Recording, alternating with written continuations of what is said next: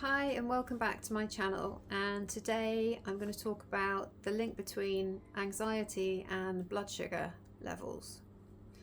So sugar can be a mood changer and an anxiety creator in my experience.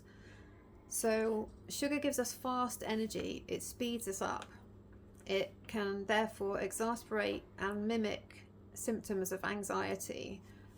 So here are 4 examples of that. So sugar spikes can cause shakiness, cause you to actually tremble, which can feel like nerves or even a panic attack.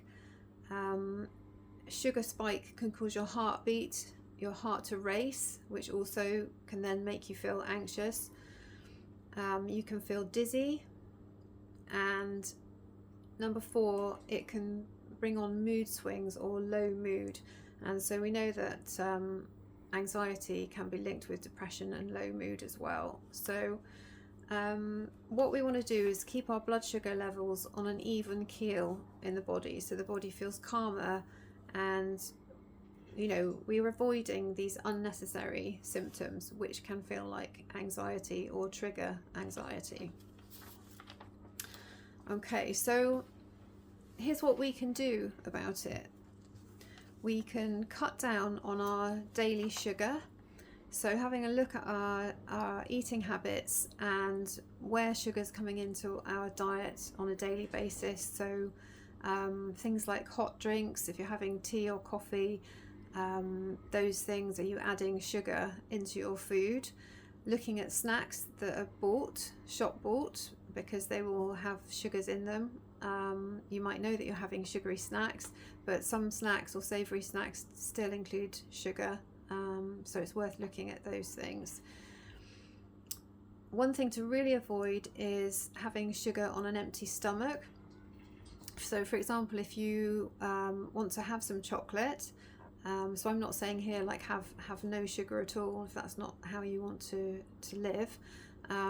If you want to have chocolate, don't have it on an empty stomach or as a snack, because you will be giving yourself a huge sugar spike.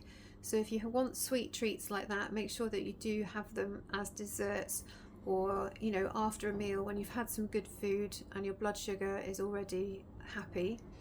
That's the best time to have sugar, definitely not like on an empty stomach, because the sugar will spike, possibly giving you those symptoms of having the shakes or heart racing, and then it will drop you so that you feel hungry again, tired, moody, low mood. So yeah, we really want to keep our blood sugar level really nice and even.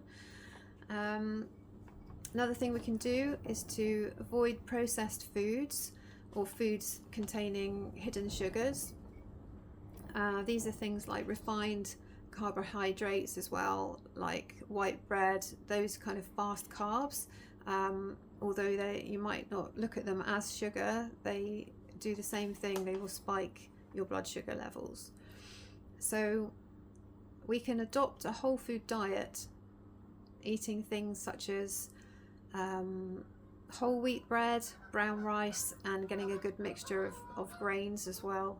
And this is better because you know what you're eating. If you're buying those unrefined foods, whole foods, you know what's in them. And we're not looking for perfection here. Obviously, a lot of us have busy lives. We can't make all of our food all of the time, but if you're doing it more of the time, that's going to be a benefit, because then if you're just occasionally buying the ready-made food, it's not going to be nearly so detrimental. Another thing we can do is to eat regularly, so your blood sugar levels don't plummet. So if you're like me and you've got quite a fast metabolism, I need to eat at least every 4 hours because I get really seriously hungry. And I need to keep my blood sugar level up.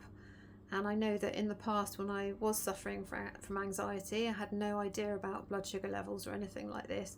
I wasn't eating particularly well. I was quite a bit younger. But now I know my body, and I came to learn about anxiety as well.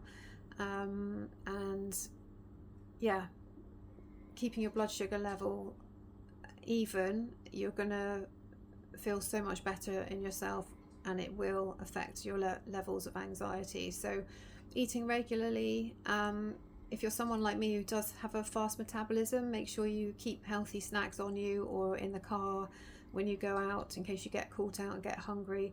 And again, not having those really sugary snacks, making sure you have healthy snacks like nuts, seeds, oat cakes, things that will give you sustained energy and sort of gently bring your blood sugar up to a good level, and not drop you at the end of it. So just keeping you sustained in between meals can really help.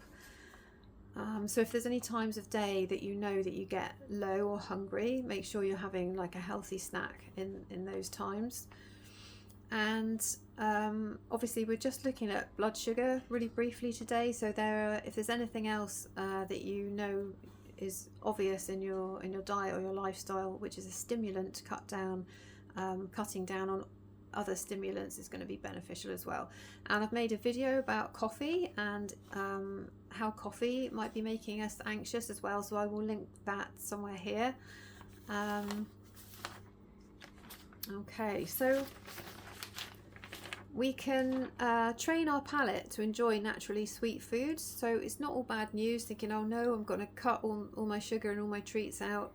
We don't want to do that. It's just going to cause stress. Some people do like to literally just cut sugar out. But you can do it gradually at your own pace with what feels comfortable or realistic for you. And yeah, it doesn't have to be really difficult. I usually notice if there's something that I need to cut out, I usually don't crave it after around 2 weeks, I find. Now they do say it takes 21 days to create a new habit, so give yourself time with this, but I would say you probably notice the difference even sooner than that. So our palate changes as we've got less sugar in the diet. We begin to enjoy naturally sweet foods.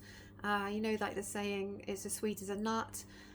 Nuts really do taste sweet, and carrots as well taste really sweet. You start to pick up on the sugary tastes that are in natural foods and enjoy those more. And also the biome in our stomach will start to change after a few weeks. And your actual stomach biome, which is craving the sugar at the moment, will start craving different healthier foods. So that means that our cravings for sugar aren't going to be as strong. So only 2 to 4 weeks, and you'll notice the change. You'll start to feel a bit better. Okay, so a couple of things to journal on if you'd like to. Just sit and have a think. What are 3 ways that you can cut down on your daily sugar intake this week, like starting tomorrow? And also write down 3 or more, if you come up with them, benefits of having less sugar if you keep this up for 1 month. So think about how might your body feel? How might your anxiety levels be positively impacted? And what might others notice about you if you're eating less sugar? Yeah, how are you going to be? So some things to think about there. I hope you enjoyed this video. Please do subscribe if you haven't already, because it helps me to reach more people. And thank you so much if you have already subscribed. It does help me with the channel as well.